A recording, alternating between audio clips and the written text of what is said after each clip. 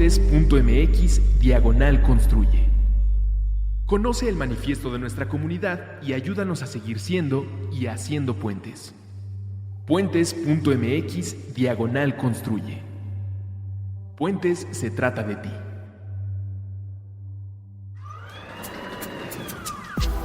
Cine Garage. Aquí cabe todo el cine. Retrovisor. Con Eric Estrada. Disponible en Spotify, iTunes y puentes.mx.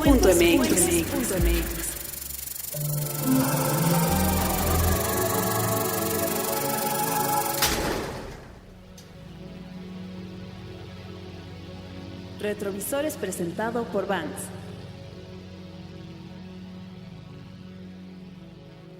Hola, ¿qué tal? Soy Eric Estrada y les doy la más cordial de las bienvenidas a un episodio nuevo de Cine Garage.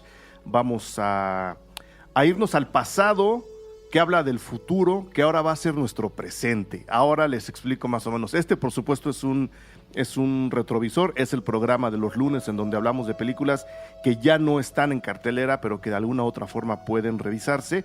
Lo hacemos todos los lunes, los invitamos a que escuchen nuestros episodios anteriores y los invitamos, por supuesto, a que visiten puentes.mx/construye y sean parte de la elaboración de todo este proyecto que están justo disfrutando en este momento y justo les agradecemos que lo estén disfrutando.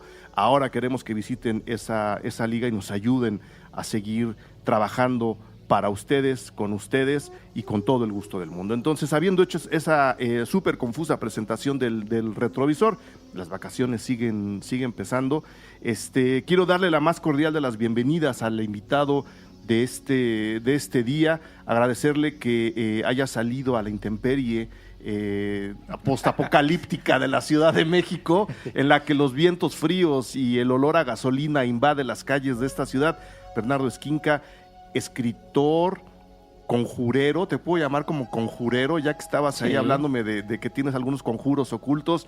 Sí, algo así. Buen amigo, a quien se le admira, a quien hemos leído, de quien hemos visto sus trabajos directos o indirectos. ¿Cómo se te presenta, Bernardo? Bienvenido, mil gracias por estar aquí. Amigo, escritor, gracias, Eric. Un gusto estar en tu programa y en un proyecto como Puentes, que necesitamos más de estas cosas, ¿no? En el imperio de las fake news, y además que tiene mucho que ver con lo que vamos a hablar. Sí.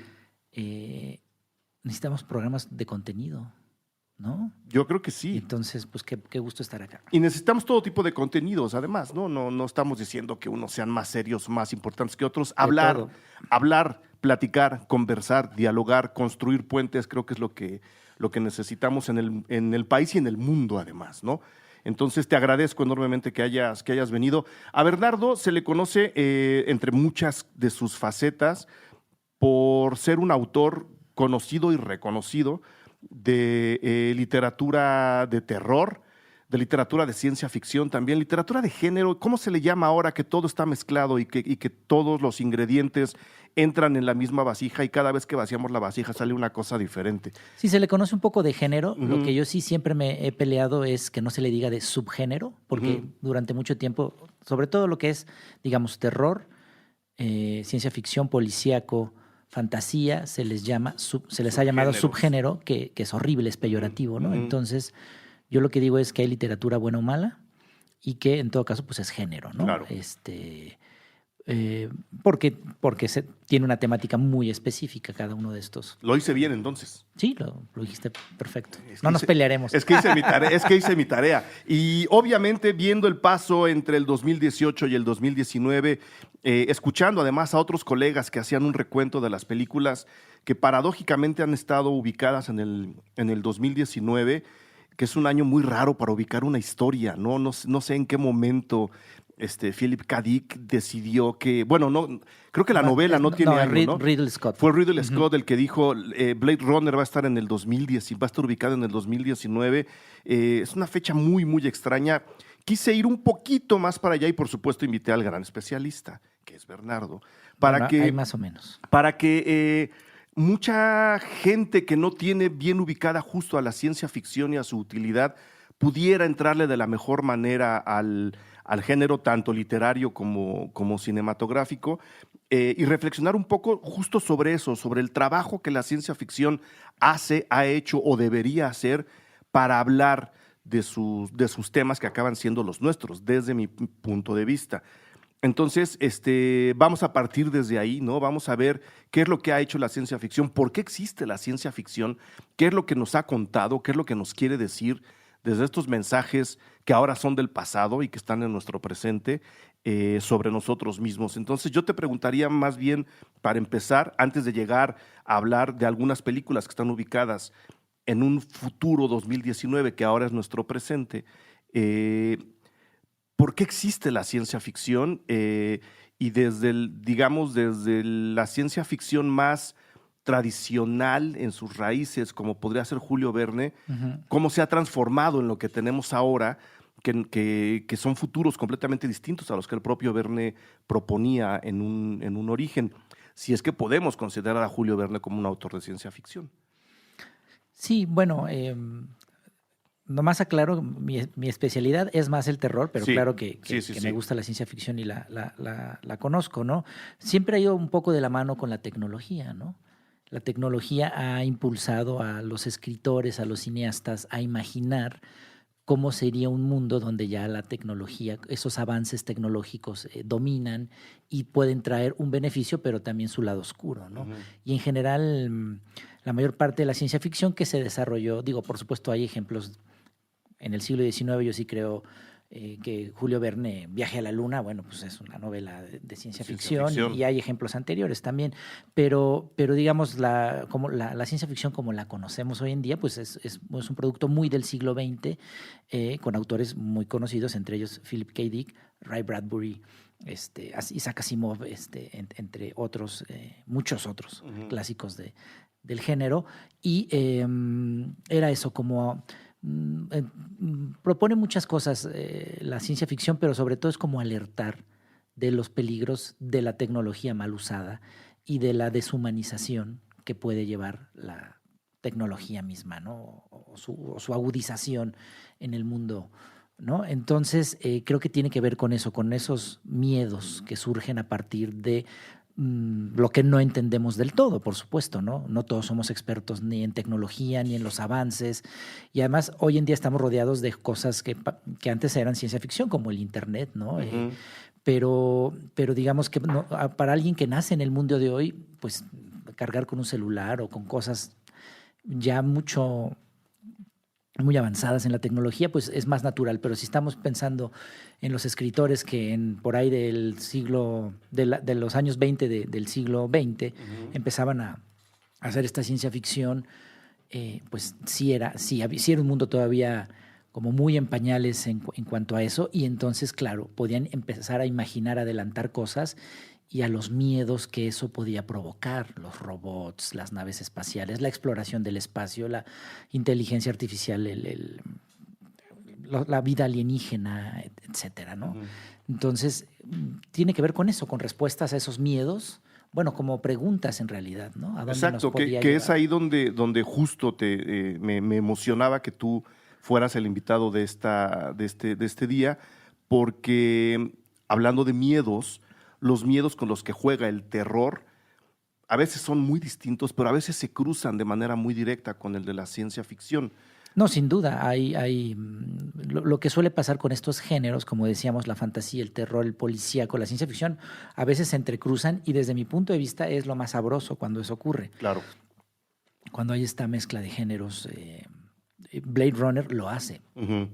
Quizá me estoy adelantando un poco, pero simplemente, no. pues digo, es una novela de ciencia ficción, por supuesto, pero tiene mucho de policíaco. Y Rick Deckard, el personaje de la novela y de la película que interpreta Harrison Ford, es un policía que está en una pesquisa y tiene mucho noir, ¿no? Mucho de cine negro. Entonces se mezclan y la ciencia ficción linda mucho en ciertos casos con películas, digamos, con guiños de terror y muchas películas de ciencia ficción o novelas de ciencia ficción nos causan mucho terror y están entrando ahí como los cruces de géneros. 2001, pues digamos el momento cumbre, digamos, ya para una película ¿Qué año fue 2001? Entonces, 69. 69, ya no es spoiler si no la han visto, Sí, ya no. ni modo. Pero el momento cumbre donde HAL 9000 está siendo desconectada por Dave Bowman, creo que se llama el Dave. astronauta, I'm Afraid Dave, es una escena escalofriante totalmente, ¿no? Entonces eso es terror puro. Y entonces, claro, como explora los miedos también en estos clímax de la ciencia ficción, se cruza con el terror, que son las exploraciones a los miedos más profundos, ¿no? Para dilucidar cuáles son esos miedos con los que juega el terror, para luego meternos a los miedos con los que juega la ciencia ficción. Los miedos del terror, ¿cuáles son? Es la pregunta típica para alguien especialista en el género como tú, pero creo que la gente se la hace muy seguido, especialmente ahora que viene una serie de películas de terror bien interesantes. Voy a mencionar nomás a dos, a Belzebú y a Suspiria, que estrenan... Belzebú, orgullosamente mexicana. Orgullosamente mexicana. De Don Emilio Portes. A quien creo que vas a conocer al rato. Sí, bueno, ya nos conocemos, pero voy a Aquí en Puentes, quiero decir. Ah, ya, Sí. ya. Pero bueno. Fantástico. Bueno, ya, ok. Pero, eso ya es ciencia ficción. Eso ya, por eso digo, aquí se Y juega Suspiria, que es un remake de Dario Argento. de Dario ¿no? Argento. ¿Cuáles son esos miedos del terror? Y luego ya nos metemos a la labor o la supuesta labor de la ciencia ficción. Sí, que del miedo que explora el terror, de ahí se cruza al de la ciencia ficción. Lovecraft, H.P. Lovecraft, el clásico de terror del siglo, de la primera mitad del siglo XX, lo definió muy bien. Él dice que la emoción humana más antigua que existe es el miedo a lo desconocido. Entonces, eso nos acompaña desde que éramos homínidos, ¿no? Esa alerta similar al hambre es el miedo, porque es una cosa que te ayuda a perpetuarte como especie. El miedo te alerta ante un peligro y te permite sobrevivir a él en teoría, ¿no? Entonces, el miedo a lo desconocido es la emoción humana más antigua y la gran mayoría de los escritores de terror acuden a despertar a ese hombre de las cavernas que todos llevamos dentro y que aunque estemos en el imperio del neón y de la ciencia y donde supuestamente hay una explicación para todo, a estos miedos tan profundos, tan arraigados, despiertan cuando estamos leyendo un libro, viendo una película, nos conectamos con eso y desde una seguridad. Están los miedos del mundo real, que eso ya también es otra cosa y son los peores. Y entonces, si estamos hablando del miedo a lo desconocido, justamente ahí entra también la ciencia ficción, de lo que hablábamos. Justamente y sobre todo en la ciencia ficción del siglo XX, ¿no? Sobre todo de mediados del siglo XX, donde cuando estaba se abren en las su apogeo, fronteras, ¿no? Claro, era eso, era el miedo a lo desconocido, ¿qué va a pasar? Blade Runner habla de eso, entre muchas otras cosas, es qué va a pasar cuando nos clonemos, cuando hagamos replicantes, cuando hagamos esta inteligencia artificial que es casi idéntica al hombre, ¿no? Entonces, ¿qué va a pasar con las computadoras, con la exploración del espacio? Los replicantes lo que hacen en Blade Runner están explorando. Digo, hay replicantes, hasta replicantes prostitutas, hay replicantes para todo, pero hay unos que van y exploran otros mundos, ¿no? Entonces, es justamente la ciencia, la apertura de la ciencia, de la tecnología, despierta estos miedos. ¿A dónde nos va a llevar? En su lado oscuro. En su lado positivo, bueno, pues se ven los avances, la medicina, etcétera. El mundo que también nos vuelve muy cómodos. También, aunque eso en apariencia es una paradoja. En apariencia, este mundo cómodo nos hace mejores. Chuck Palahniuk, el autor del Club de la Pelea, dice que vivimos en una época acolchonada. Ya ni siquiera tienes... Yo todavía sí soy intergeneracional, ¿no? O sea, me tocó la llegada del internet, de los celulares, pero pertenecía a un mundo donde no estaba eso. Y donde te tenías que parar. Esto es inconcebible hoy en día. A cambiar el maldito canal de la tele. Sí. O sea, no existía el zapping, ¿sabes? Y ahora uno se vuelve adicto al zapping. Y hay un deporte que es el zapping, no ver nada. A mí me encanta eso. Cuando quieres desconectar tu mente, tú incluso lo hago en Netflix, ¿sabes? Sí. Es increíble, pero me pongo simplemente a ver qué puede haber y con eso y no ver nada. Ya me quedo dormido. pero bueno, entonces vivimos en una era acolchada donde la tecnología, donde la tecnología en su parte positiva también nos va atrofiando. Y ya en su lado oscuro, bueno, todo eso es lo que ha explorado la ciencia ficción, ¿no? Y es muy curioso, perdón, un paréntesis. Está bien. Hablábamos de 2001. Tú decías, qué raro 2019. para la ciencia ficción. 2001 tiene un poco más sentido porque es el cambio de siglo, pero ya, o sea, ¿hace cuánto nos rebasó esa fecha también icónica, ¿no? Claro, pero y 2010 también, que es la continuación. También la segunda parte. Que era la cuarta es 3001, eso sí, ya no lo veremos. Ya no vamos a llegar. No, lo bonito es que... O quién sabe, en nuestros cerebros todavía, en un frasco. A lo mejor nos clonamos ahora. Por lo menos estos programas espero que sí estén en esos 1000 años. Lo interesante con 2001, hablando de las vueltas de la ciencia ficción, es que la película cumpliría 50 años en 2019, ¿no? ¿Estoy haciendo bien las cuentas? Sí, ¿verdad? Creo que sí. Son 50 años en 2019. Entonces, las películas ambientadas en el 2019, que insisto, es una fecha muy extraña, nos están alcanzando. Cuando el destino nos alcanzó es justo ahora, ¿no? Sí, para seguir en la ciencia ficción terror, que creo que Cuando el destino nos alcance es una película de ciencia ficción terror. La de Soylent Green, ¿no? Sí, Soylent Green. O sea, con Charlton Heston. Con Charlton Heston. Date cuenta que en el futuro nos vamos a estar comiendo a nosotros mismos para sobrevivir. Que ya hiciste otro spoiler, pero también es una Hombre, película. Si no la han visto. Digamos que ahora están, claro, como en la época de las plataformas, se volvió como una paranoia total el spoiler, sí. Pero deberíamos fechar el spoiler, ¿no? Como decir, a partir del 2000 hacia atrás... Todo se puede contar, ¿no? Si no has visto películas del 2000 hacia atrás, ya es tu problema. A menos que hayas Incluso podemos recortarlo, pero yo propongo el 2000. Yo propongo el 2000 también, me parece, especialmente porque son 19 años. Son 19 años, especialmente porque si entras a YouTube ahora y das el final explicado salen todas las películas del mundo. Te explicamos el final del Planeta de los Simios, te explicamos el final de Soylent Green. Entonces ahí te enteras de lo que pasó en la película. Claro. Ya no es culpa nuestra. Claro. Ya no es culpa nuestra. Hay distintas, como fan de la ciencia ficción, hay distintas ciencias ficciones. Tú mencionabas a Asimov hace rato, ¿no? Que para mí es una ciencia ficción muy distinta a la que hace K. Dick, que al mismo tiempo es muy distinta a la que hace Ballard. Sí, claro. Sí, hay distintos. Hasta donde recuerdo, y por eso te lo pregunto, Ballard en alguna introducción de Crash, es magnífica. Es una gran novela. Y la introducción. Sí, es del mismo, ¿no? Claro, creo que él prólogo. mismo es quien define a la ciencia ficción como la encargada de materializar nuestros peores errores en un futuro supuesto para hacernos ver qué tan mal estamos en el presente. ¿Cuál sería tu ciencia ficción favorita como consumidor del género? La de Asimov, que está más por el lado a veces luminoso, ¿no? Donde incluso las historias más estilo Star Wars se podrían desarrollar. Yo tengo más o menos ahí ubicado a Asimov. No estoy diciendo que Star Wars sea ciencia ficción, no lo es, pero pues, de repente te enteras que hay ¿Qué es Star Wars? Star Wars es cine de aventuras. Bueno, sí, pero también ciencia ficción. Pregunta. Mezcla de géneros. Sí, quién sabe, no. Podríamos hacer un programa nada más de eso. ¿Podemos, ¿de Star Wars o de ciencia ficción? No, o sea, podríamos pasar una hora debatiendo si Star Wars es o no ciencia ficción. A ver, nada más tengo una pregunta. Entonces, ¿la ciencia ficción siempre está ubicada en el futuro? No. Ok. No. Puede haber ciencia ficción ubicada en el pasado. Bueno, ese ya es como el steampunk, ¿no? Un poco. También ya empieza, ¿no? El steampunk es como que lo ha hecho también Alan Moore, el gran novelista gráfico con la Liga Extraordinaria, que es que te sitúas sobre todo en el siglo XIX, pero ya tienen cosas de tecnología más avanzada para esa época. ¿Qué es donde estaría entonces Star Wars? Star Wars ocurre en el pasado. A long time ago in a galaxy far, far away. Sí, exacto. No, claro, bueno, eso es claro. Yo nada más veo a Russo saltar en su asiento. Pero bueno, para no desviarnos, porque sí podríamos clavarnos hablando de si Star Wars es o no ciencia ficción, sin duda son aventuras en el espacio. Pero sí hay distinta ciencia ficción. La gran mayoría sí tiene que ver con mundos lejanos, con un futuro lejano o cercano. Incluso fuera de la Tierra. Ajá, ¿no? Naves espaciales, etcétera.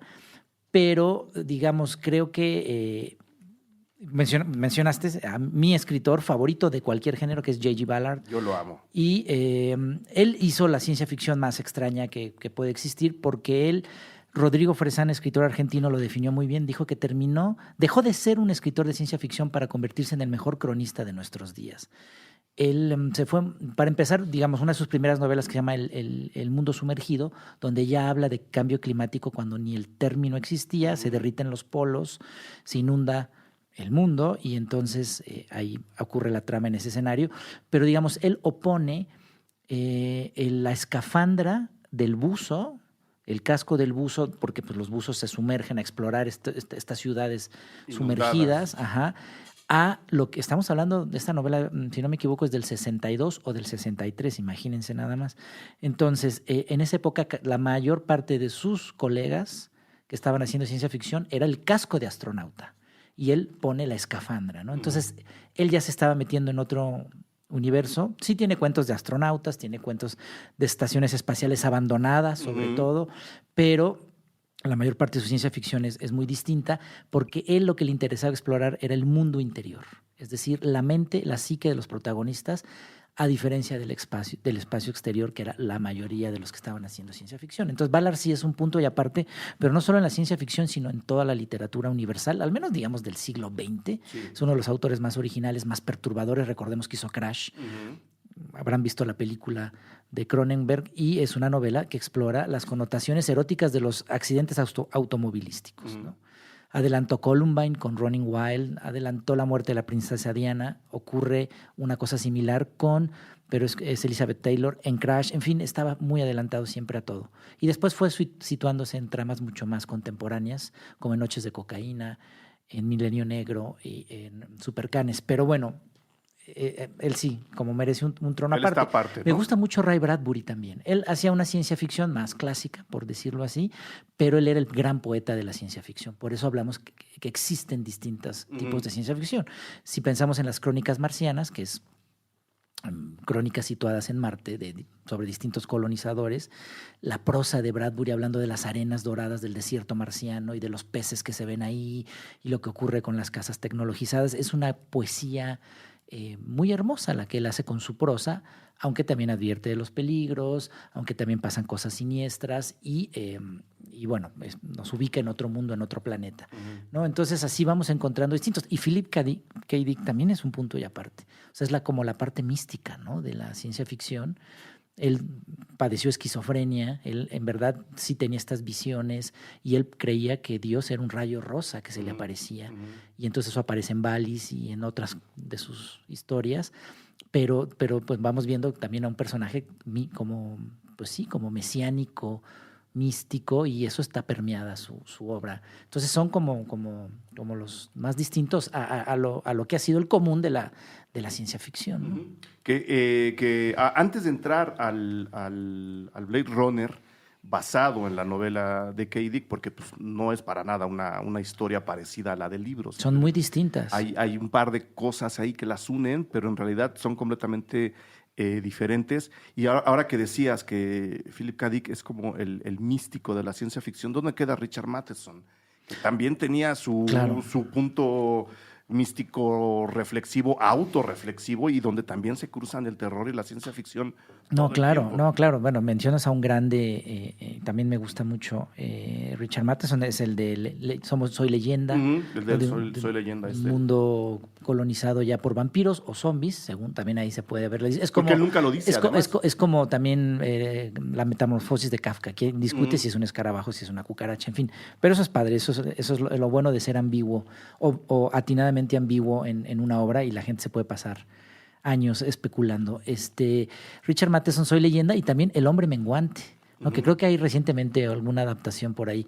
Pero claro, es también un autor muy importante que lindaba justamente con los terrores y con la ciencia ficción. Y recuerdo haber leído en la adolescencia, en una hepatitis, El hombre menguante, y estaba fascinado, ¿no? Uno tiene que estar tirado a esa edad en la que quieres estar jugando en la calle sin internet. Sin internet. Y sin control remoto de la tele. Resaltamos. Exactamente. Entonces, Richard Matheson también está ahí, y es pues muy importante también, ¿no? Es un autor que se puede leer muy bien en español. Hay muchas traducciones de él. Y sobre todo se consigue Soy Leyenda, ¿no? Que luego estuvo esta película con Will Smith. Con Will Smith. Que tampoco le hace mucho caso a la novela, ¿no? Pero me gustó la versión, ¿no? Decente. Y pues bueno, entremos entonces ahora sí a las películas del 2019, habiendo aclarado más o menos la función de la ciencia ficción, que es justo eso, ¿no? Avisarnos de los temores hacia lo... Me quedé con una cosita nomás, Dime, si no luego no me dime. la saco. Richard Matheson es el de Pesadilla 10.000 pies, es el ¿Es el de él? Sí. es que también hacía de Twilight Zone, sí, hizo varios sí, capítulos. Sí, escribió varios capítulos de Twilight no, Zone. bueno, pues hay este libro que está en Valdemar, se los recomiendo mucho, que se llama Pesadilla a 10.000 pies. Que es una recopilación Ajá, de sus y que narraciones. son narraciones como muy de terror, Ujú. ¿no?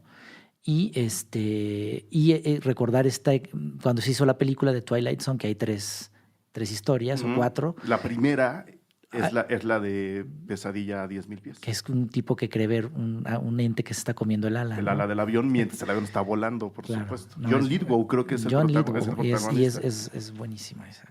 Pero bueno, ya entremos No. Y nada más decirle a la gente, lean a todos los autores que les acabamos de mencionar y encuentren ahí su favorito. Yo me sigo quedando con Matheson y con Ballard, aunque Kadik me alucina. O sea, con las nuevas ediciones que salieron el año pasado, ya completé mi colección. Es mucho más fácil conseguir en las librerías, al menos de México, libros de Philip K. Dick que de Ballard e incluso de Bradbury, que llegó a ser muy popular. Me llama mucho eso la atención. O sea, de Ballard es prácticamente inconseguible. Sí, no. Pero de Bradbury encuentras Fahrenheit 451, que es su gran clásico, y las Crónicas Marcianas. Casi ya nada más de lo otro, que tiene cosas buenísimas. Pero de K. Dick está todo. Entonces terminó convirtiéndose en un autor sumamente popular, a pesar de que no es fácil leerlo. No, es algo Es denso, es complejo. Algo enredado, sí, algo enredado. Algo que no le ocurre además a la adaptación de Las Ovejas Eléctricas. O sea, cuando se convierte a su... Es una novela, ¿no? Podríamos llamarlo una novela. Es una novela, Es una por novela en supuesto, forma. que se llama Sueñan Los androides con ovejas eléctricas. Que es un título maravilloso. Es muy bonito y que por supuesto tiene todo el sentido cuando uno lee la novela en sí, que es de lo que trata la novela. Lo transforman en Blade Runner, generan una gran película, pero la ubican en 2019. Y eso, por supuesto, a la gente que nos gusta la ciencia ficción, más la gente que nos gusta el cine, más la gente que admiramos a Harrison Ford y a Ridley Scott, aunque de repente se nos vaya corriendo al monte el señor Scott, ¿no? Pero gran director. Es un gran director, tiene ahí sus malos momentos, todo el mundo lo hemos Es que es muy los hemos prolífico y tenido, muy sí. longevo, ¿no? Además. Hay directores, por ejemplo, Peter Weir, el de Truman Show, el de The Last Wave, tiene como 9 años o más sin filmar una película. Y está, o sea, es un tipo que está entero, pues no está enfermo. No, o sea, no, entonces, Pero Ridley Scott está... Todo el tiempo tiene películas Es en como el paralelo. Woody Allen, es una cosa rara lo que voy a decir, pero espero que se entienda. Es como Sí. el Woody Allen del cine de acción, de aventuras, porque hace una película al año prácticamente. Más o menos. Y entre esas películas consigue uno de los mejores ejemplos de la ciencia ficción cinematográfica, que es Blade Runner. Y yo agregaría el otro que es Alien, la 1, que es de él. Claro, que es todavía más metida al terror, ¿no? O sea, hay quien la considera 100% una película de terror, hay quienes la consideramos al 100% una película de ciencia ficción. O las dos, ¿no? Pueden ser las dos tranquilamente. Ubicada, repito, en noviembre de 2019. Claro, así aparece, ¿no? Aparece ahí Los Con la música Ángeles. de Vangelis, Sí, increíble. Sí. El primer plano de la película, después de un enorme close-up a un ojo, lo cual ya implica tener mucho valor. Yo lo digo siempre en los cursos de cine que de repente me invitan a dar. Abrir una película con un close-up tan cerrado, necesitas mucho valor para decir, esta es mi película. Este es un ojo o que tú estás viendo o que te está viendo a ti. Y después de eso aparece Los Ángeles, noviembre de 2019. O sea que en realidad todavía nos falta para cumplir los... Es de aquí a noviembre, yo por eso lo hago ahora. Está bien adelantarse. Para que vayan comprando un paraguas porque no va a parar de llover en todo noviembre, según el señor Scott.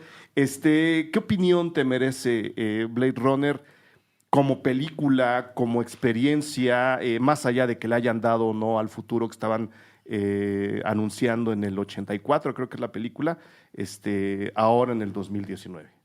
¿Te gusta, no te gusta? ¿La viste? No, ¿Cuándo la viste? La he visto... Del 82 La he visto varias veces. Es una de mis películas favoritas de todos los tiempos. O sea, si tú me preguntas mi top 5, está ahí. Blade Runner. Okay. Es una película que me fascina, me hechiza. Intentaré hablar de ella no tanto como el ultra fanático que soy de ella. Que sino se puede. Se puede, pero digamos, porque no quiero que los que no la hayan visto piensen que es pues porque le fascina, sino como de veras como siendo como lo más equilibrado posible, sí, bueno, es indiscutible que es una película sumamente importante. No solo por su factura, porque es una película muy bien hecha de cabo a rabo, los efectos no han envejecido, Nada. ¿no? Nada ha envejecido, la trama, los personajes, la psicología de los personajes, la acción que hay, los temas que toca tan profundos e importantes que siguen muy vigentes, sino porque abrió un montón de cosas, ¿no? O sea, y se sabe que en su momento fue un fracaso, como suele pasar con las películas adelantadas a su época o las obras de arte parteaguas, ¿no? Entonces, pero bueno, impulsó muchísimo esta corriente del cyberpunk, ¿no? En el cine, en la literatura, también por ahí, en ese mismo momento estaba William Gibson con su Neuromante, que también es importantísima como novela de ciencia ficción y de este llamado... ¿Steampunk? El steampunk es el de atrás. El cyberpunk. El cyberpunk, sí. Pero bueno, abrió muchas cosas, ¿no? Akira, que también hablaremos de ella, ya nos adelantamos. Las podemos mezclar, porque Akira, claro. Nada más, entonces deja contextualizar rápido a la gente y ya las empezamos a mezclar. Akira, de la cual hicimos un episodio completo, Bolu y yo, de Katsuhiro Otomo, una película que predice un apocalipsis tremendo. También está ubicada en el 2019, nada más que ese es un anime, es una película animada japonesa, repito, de Katsuhiro Otomo, de 1988, 6 años después de Blade Runner. Otra película decide ubicar su apocalipsis en 2019. Y que tiene claras referencias, lo dicen los estudiosos, no es invento mío, que ya, o sea... Blade Runner inspira muy claramente a Akira, que son 2 filmes de culto, ¿no? Sí. Entonces, Blade Runner ha inspirado un montón de cosas, hasta capítulos de Los Simpson, ¿no? Hasta una película nueva, que es la de 2049. La nueva, la que se... La continuación, parte, ¿no? Sí, que... Está más bien inspirada en la primera. Luego pero que se le considera como una secuela, ¿no? Pero, en fin, o sea, la de Ryan con Ryan Gosling... Y de este gran cineasta que es Denis Villeneuve, la odié. Pero también podríamos pasar horas hablando de eso. Pero bueno, Blade Runner abrió brecha para muchas cosas. En literatura, en cine, se ha escrito mucho, o sea, influyó incluso en la moda, en la manera en que se concibe incluso el espacio urbano en la ciencia ficción, en el cine, porque antes las películas de futuristas eran así como, pensemos en Metrópolis, o sea, así como muy estilizadas, todo pulido, y Blade Runner es el abigarramiento brutal de esta megalópolis que se parecen mucho a la Ciudad de México. Ciudad de México, especialmente al eje central. Al eje central, exacto. Bueno, pensemos cuando el eje central tenía puestos... y ahora se limpió el eje central. Depende de qué hora vayas todo. Claro.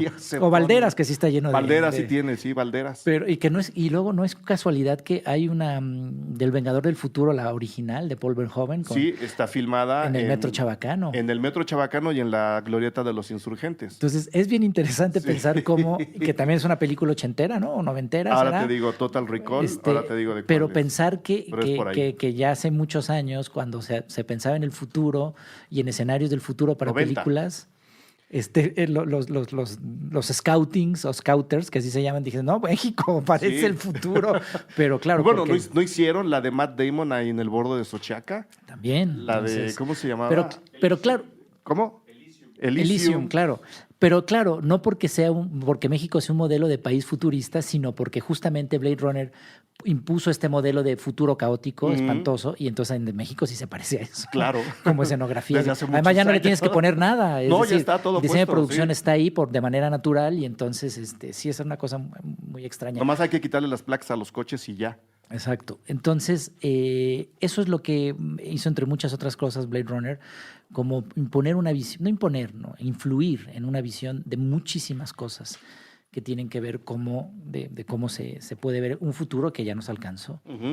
No solo en la fecha, sino en temas mucho más terroríficos. Volvemos al terror, ¿no? Todo este aspecto, número uno, de qué es más humano, si nosotros que estamos haciendo a las máquinas o las máquinas que están siendo hechas por nosotros. Y me refiero muy concretamente a fenómenos como el manejo de datos de Google, por ejemplo, ¿no? Que de repente, y esto pasa cada vez más. Los famosos algoritmos. Los algoritmos, la publicidad personalizada. ¿Qué tanto saben las máquinas de nosotros que nosotros hemos querido que sepan? y qué tanto se están robando de nosotros o le estamos robando a nosotros información a alguien más para dárselo a las máquinas. Creo que ahí es donde Blade Runner está muy ubicada, ¿no? En el fenómeno de la inteligencia artificial contemporánea. Estoy hablando del 2019 real, ¿no? Porque estas máquinas, porque son máquinas a final de cuentas, a las que se enfrenta Rick, adquieren un carácter humano que el propio creador de las máquinas sentía o presentía o quería tener en algún momento, pero no pensó que llegaran tan pronto.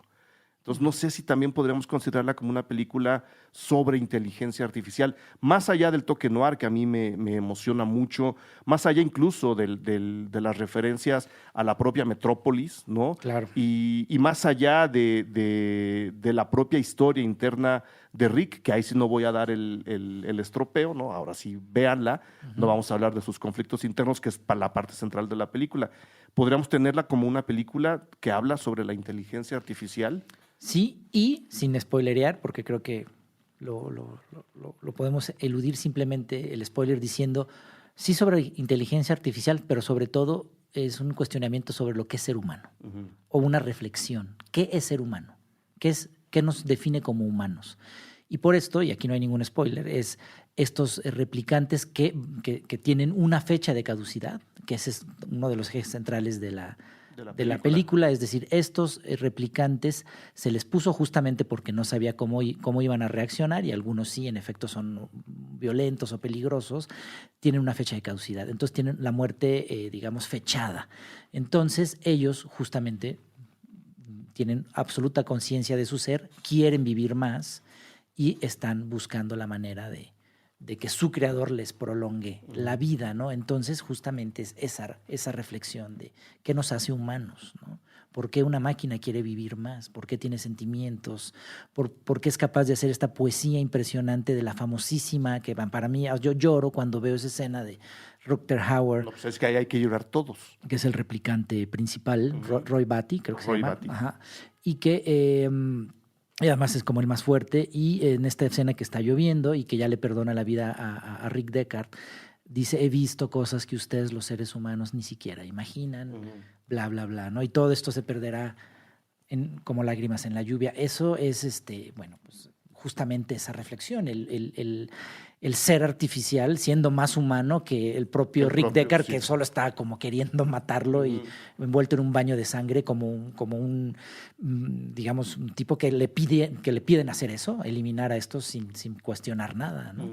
Entonces, tiene mucho que ver con eso, ¿no? Y yo creo que también, hablando de humanización, deshumanización, y dejamos ahí la enorme sugerencia de ver Blade Runner. La otra película la voy a pasar nada más por encima, porque pues, como película está bien. Paul Michael Glaser dirige en 1987 The Running Man, una película adaptada por Stephen E. de Souza a partir de una novela de un famoso Richard Bachman, que resulta ser... este es el spoiler más grande de todos los tiempos. Agarre, si no quieren oírlo, apaguen el audio más 3 que segundos. Santa Claus, más sí. que son los papás, más que todo eso, es Stephen King. Es Stephen King. Stephen King escribe Richard Bachman, una película ambientada en el 2019 también, en la que, fíjate, Arnold Schwarzenegger, que ya suma por lo menos 2 películas de ciencia ficción aquí, ¿no? Total Recall y Running Man, es... es alguien a quien injustamente acusan de haber cometido un delito. Lo van a ejecutar públicamente porque hay todo un show para las ejecuciones, lo cual por muchas razones, de manera metafórica, alegórica y a veces de manera muy directa, se parece también mucho al 2019 que tenemos ahora. Hay un foro de ejecuciones públicas. Como estos Big Brothers, ¿no? Claro, los linchamientos en las redes sociales podríamos entenderlos también como foros de ejecución pública. A punto de que lo ejecuten, se fuga nada más y nada menos que con María Conchita Alonso, una de las cantantes más famosas en esa época. Que hizo varias películas. Hizo varias películas, intentó empujar su carrera como actriz, pero pues al lado de Schwarzenegger, quien podía, ¿no? Entonces, la película un poco es eso, la persecución, que ya lo habían hecho en Fahrenheit 451 y que ya había habido varias películas que nos decían, las ejecuciones en el futuro no solo van a ser públicas, van a ser televisadas. Y The Running Man está justo ahí. No sé qué tanto estamos llegando a ese tipo de realidades metafórica o Bueno, de y manera digo, la literal. televisión real, Ujú. bueno, es un fenómeno ya desde hace varios años, ¿no? Donde todo tiene que ser televisado, todo tiene que ser, no solo en tele, sino en redes sociales, etcétera, contado en vivo y en directo. Sin duda, digo, ahí Stephen King, asesorado por su Dark Half, Richard Bachman, le atinó muy bien. O sea, sí supo prever justo este fenómeno donde la televisión real pues es algo que MTV, Ujú. ¿se acuerdan que algún día fue un canal de videos? Nadie, si no leen las letras O sea, chiquitas es que un dice canal Music Television, nadie se de entera. televisión real. O sea, eso Ujú. nos gobierna hoy en día, ¿no? Entonces, le atinó muy bien. Y digo, también es inevitable, tú lo mencionaste, digo, no está ubicada en 2019, pero también fue hecho en los 80, pues la saga Terminator, Sí. volviendo a Schwarzenegger, pues también es una saga muy importante, digamos, las dos primeras sobre todo, pero es justamente eso, o sea, se alerta, digamos, es como el epítome de esto que estamos hablando. La inteligencia artificial toma tal control, ¿no? Que destruye a la humanidad, ¿no? Y bueno, viene todo lo que ya sabemos. Destruye a su creador. Destruye a su creador. Con lo cual podemos cerrar un círculo Skynet, con creo que Blade se llama, Runner, ¿no? Skynet, sí. Pero bueno, también tiene que ver, justo, o sea, me parece que sirve mucho para ejemplificar esos temores de la ciencia ficción. O sea, llega a tal grado que los robots, la inteligencia artificial, las computadoras, ven a su peor enemigo, a su propio creador, que es el hombre, lo eliminan y entonces ya el hombre tiene que emprender el contraataque, ¿no? Muy bien, pues ahí está. Es una película muy, muy divertida. No sé qué tan fácil sea de conseguir. ¿The Running Man, dices? The Running Man. Sí, no, yo No sé qué tan no la he fácil visto sea de conseguir. así en video, no está en Netflix. No, a lo mejor María Conchita tiene unas copias. Habría que preguntarle. Hay que tuitearle. Hay que preguntarle, pregúntenle en Twitter y ahí nos avisan. Y la otra sería, ya más o menos empezamos a hablar de ella, Akira, de Katsuhiro Otomo, que en la mejor tradición de las películas apocalípticas, dice el final del mundo o sea, el futuro del mundo es destruirse y autodestruirse. Va a llegar una mente criminal que nos va a empezar a controlar sin que nos demos cuenta, que simplemente está buscando la destrucción de la humanidad. ¿Es eso humano o no humano?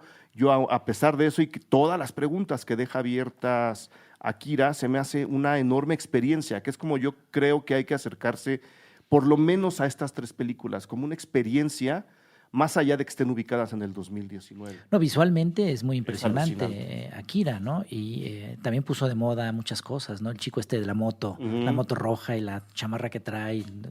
En el anime después se vio mucho esa, ¿no? En el anime que siguió, ¿no? Sí. Y también está la mano del hombre, ¿no? Están estos experimentos militares, la irresponsabilidad de los científicos, porque están, ¿no? Experimentando ahí como buscando crear a Tetsuo, ¿no? Que es uno de los personajes, lo secuestran los militares y le hacen ahí unos experimentos y se convierte en un arma peligrosísima, ¿no? Akira mismo, ¿no? Que es Akira también es un debate, pero no entraremos en eso. No entraremos ahí porque no. Pero está la mano del hombre que también de manera irresponsable utiliza la tecnología y el conocimiento y termina mal eso. Y también ahí tiene su parte filosófica, porque constantemente a Tetsuo, cuando se convierte ya este adolescente pandillero por la intervención, como decimos, de los militares, en este ente poderosísimo, en todo el tiempo le están diciendo a otros personajes, no deberías usar ese poder así, ese gran poder que tienes, ¿no? Un poco como la reflexión de Spider-Man, que se sabe que con un gran poder viene una gran responsabilidad. Bueno, pues Tetsuo está haciendo un desmadre, ¿no? Entonces, todo el tiempo le están diciendo, ese gran poder que tienes no deberías usarlo así. Eso es la tecnología, claro, finalmente, ¿no? Es claro. como una metáfora de eso. O sea, la tecnología serían los superpoderes de la humanidad contemporánea, de nuestro tiempo. Son nuestros superpoderes. Poderte, y voy a entrecomillar, teletransportar de aquí a Londres mandando un WhatsApp, diciéndole a la gente, oye, aquí estoy, ¿qué estás haciendo allá? ¿No? Poder ver lo que está pasando en vivo y en directo en Pekín o en Brasil, ¿no? O sea, a mí ver la toma de posesión de Bolsonaro me hizo pensar justo en científicos locos y en locos militaristas como los de Akira. No, bueno, y ya si nos vamos al terreno de la medicina, sí hay cosas, bueno, los trasplantes de cara que son una absoluta realidad. Es algo realmente que parece sacado. Bueno, ¿no te acuerdas de Face Off? Sí. ¿No? La película con Nicolas de Cage John Woo, y ajá, John se Travolta. cambiaban las caras. Era John Travolta, sí, ¿verdad? John Travolta, sí. Bueno, el trasplante de cara. Y ya hay un loco, que así se le dice hoy en día, pero acuérdense que a todos los visionarios se les ha dicho locos, que quiere hacer el primer trasplante de cabeza. Completo, De una cabeza a un cuerpo sano, porque digamos, el candidato va a morir irremediablemente, creo que esto es en Rusia, y tiene el cuerpo atrofiado y está planeando todo para hacer el trasplante de cabeza. Entonces, pues, digo, sí estamos ya... Como en Marcianos al ataque de Tim Burton. Claro. ¿Te acuerdas Bueno, es una gran película, que es muy sátira, pero es muy divertida. Pero también va por ahí, ¿no? Y yo, hablando de científicos locos, la imagen típica de la ciencia ficción cincuentera, por ahí, del científico loco, es la de tener una cabeza que vive sola, sumergida en un líquido inexplicable y a través de la cual se comunica con muchas otras entidades, ¿no? O sea, el científico loco ha vivido de la ilusión de trasplantar cabezas. Bueno, y no nos olvidemos de Frankenstein, Frankenstein. que no es propiamente una novela de ciencia ficción, pero ahí está el científico loco que es Víctor Frankenstein, Exacto. que pues arma un ser artificial con restos de cuerpos de cadáveres que roba de un cementerio y sí adelanta muchas cosas, ¿eh? Mary Shelley estaba tremenda, la escribió a los 17 años. Hace 200 años. Con teorías, justo cumplió, con teorías muy de la época que adelantaban como el poder de la electricidad para revivir cosas, el galvanismo, etcétera. O sea, sí hay ciertas técnicas en la narrativa,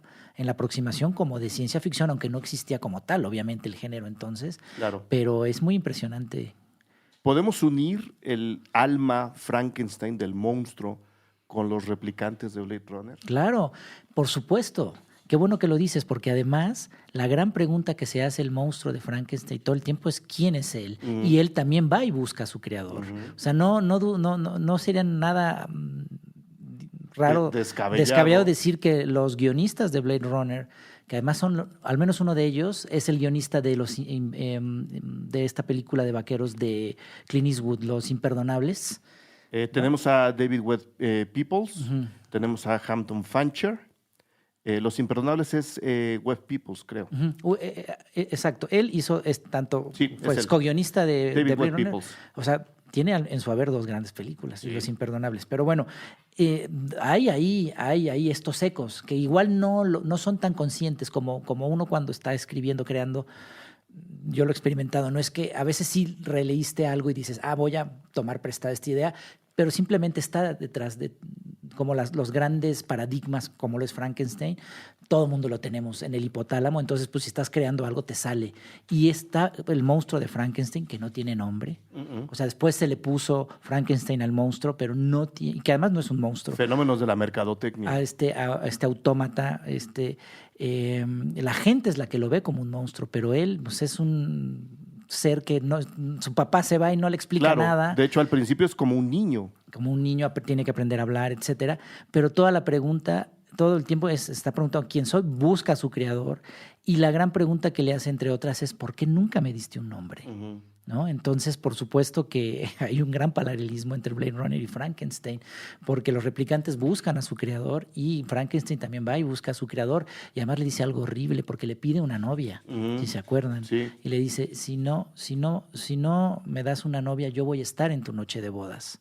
Porque se va a casar Víctor Frankenstein y sí llega a su noche de bodas y le hace cosas horribles. Gran novela, gran de lo y fíjate que la versión de Kenneth Branagh, bien. Está bien, ¿no? Sí, yo muy fiel a la novela. La vi muy mal en su momento porque pues, era yo una persona extremadamente joven. No, pero además Kenneth Branagh sí se pasó, se saca acá todo mamado, bronceado. Sí. Quitándole eso, además el mito del cráneo aplastado de Frankenstein, que eso es del cine. Sí. Acá sí sacan, es Robert De Niro, pues el cráneo normal, pero todo lleno de cicatrices, sí.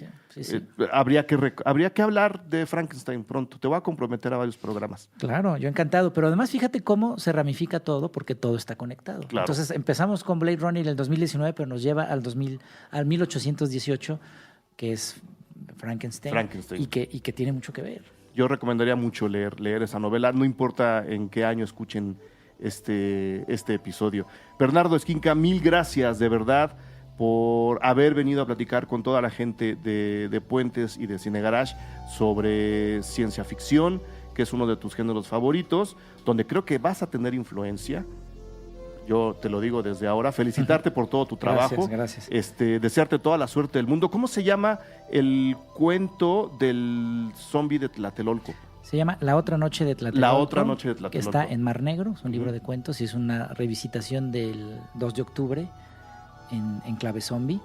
No, yo te agradezco a ti, Eric, gracias por invitarme, y si este podcast es justamente como una sonda que sale al futuro, pues nos vemos en el 3001. Nos vemos en el 3001 a todos ustedes. No olviden puentes.mx/puentes para que lleguemos todos al 3001, ¿no? Allá nos vemos. Mil gracias, Bernardo. Mil gracias. Cine Garage. Aquí cabe todo el cine. Retrovisor. Con Eric Estrada. Disponible en Spotify, iTunes y puentes.mx.